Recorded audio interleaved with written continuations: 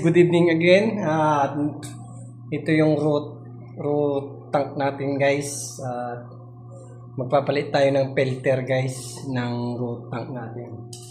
Yan. Ito yung lalagyan ng mga root tank.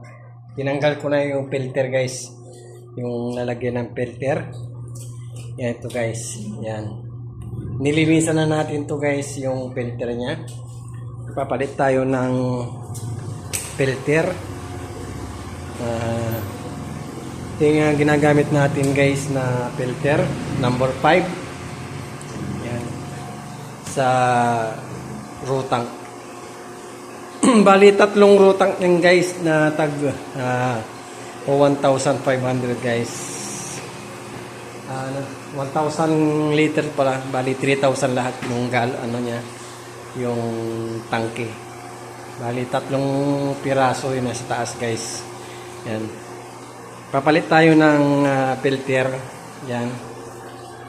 Every 2 days papalit kami ng filter.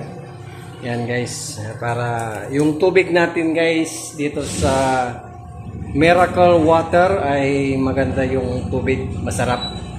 Yan guys, abang-abang na lang. Shout out sa mga kapamilya. Yan, ingat po. God bless po.